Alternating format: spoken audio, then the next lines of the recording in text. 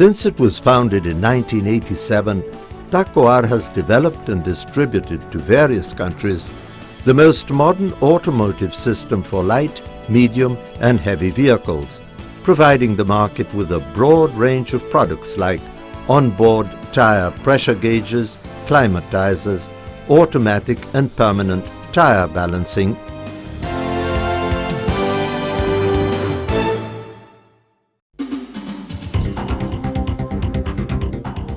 The object of the onboard TACOAR tire pressure gauge is to inform the vehicle's driver of anything untoward in the tire's pressurizing system and keep the system pressurized until it can be repaired. The equipment is easily installed. It is enough to take a certain care.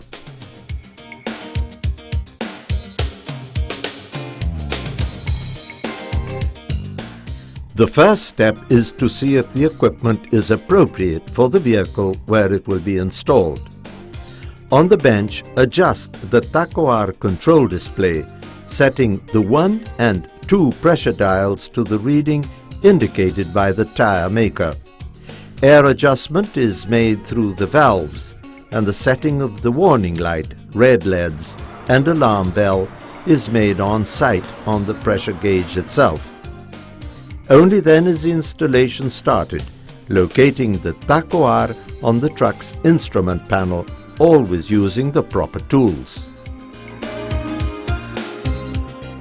Dismounting the truck's instrument panel, always with the proper tools, to allow the duly marked nylon tubes to be passed through.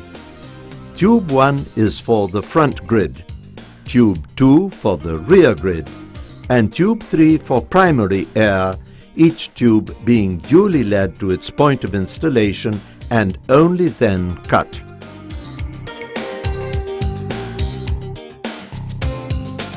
Those nylon tubes will be covered by a protecting hose, where the tube passes by the motor and at points of friction.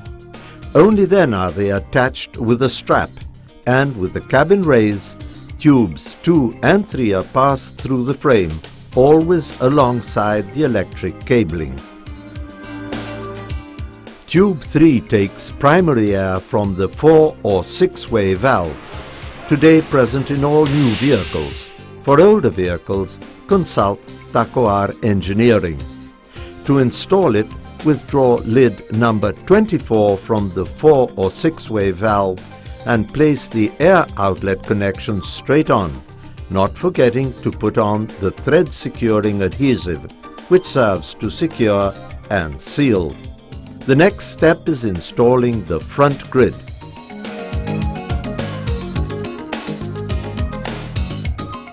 Start by drilling the holes in the cabin for attaching the grid.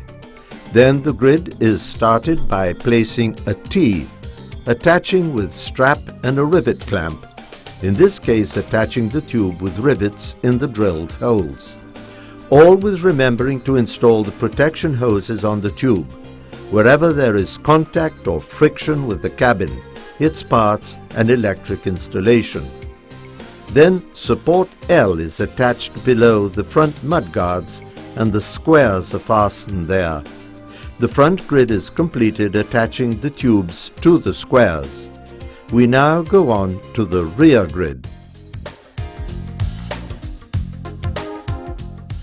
Pull tube 2, attaching it to the frame with strap clamps together with the electric cabling as far as the traction axle.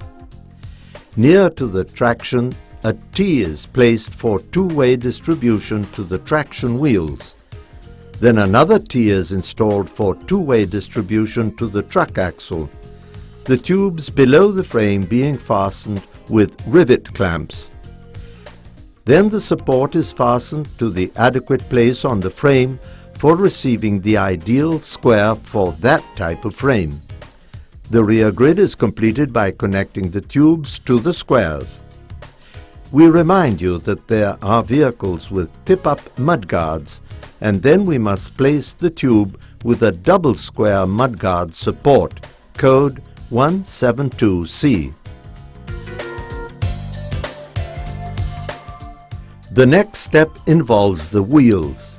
At the front, Remove the covers of the nuts aligned with the tire's nozzle. Then remove the nuts, put on the flange, and in this case a ruler model, code 086, but which can be of other models according to the vehicle's rims and hubs, often being necessary to drill the flange for installing the stud bolts. For drilling the flanges, TACOR templates are used with the respective table which determines the template, number of holes, and the drill required. Then the kinematic shaft is screwed onto the flange, the outlet nozzle set in the direction of the tire filling nozzle, putting on the lock nut and placing a sealing cap on the other kinematic nozzle.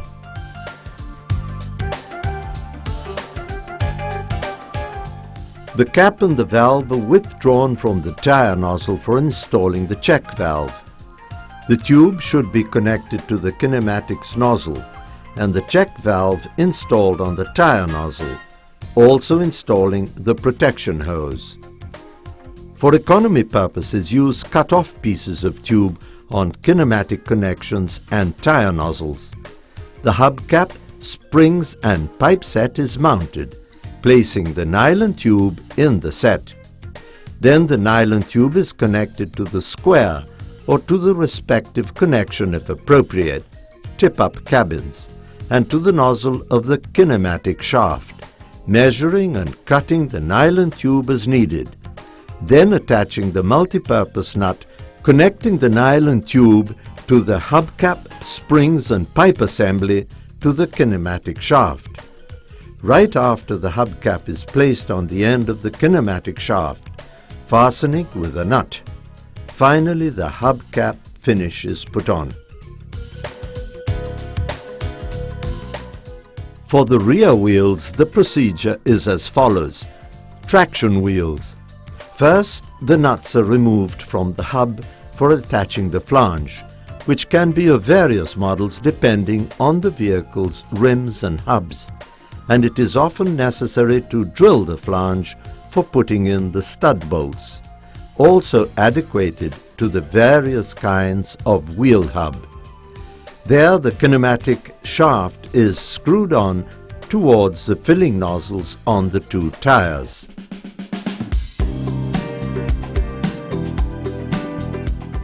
The cap and valve are removed from the nozzle for putting in the check valve. The tube should be connected to the kinematic nozzle and the check valve installed in the tire nozzle, also putting on the protection hose.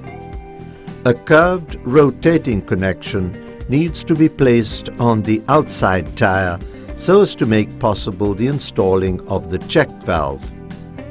The hubcap, springs and pipe assembly is then mounted, putting the nylon tube in the assembly. Then the nylon tube is connected to the square and to the kinematic shaft nozzle, measuring and cutting the nylon tube according to how it is presented. Then putting on the multi-purpose nut connecting the hubcap, springs and pipe assembly to the kinematic shaft. Then the hubcap is placed at the end of the kinematic shaft, fastening with a nut. Finally, the hubcap finish is put on.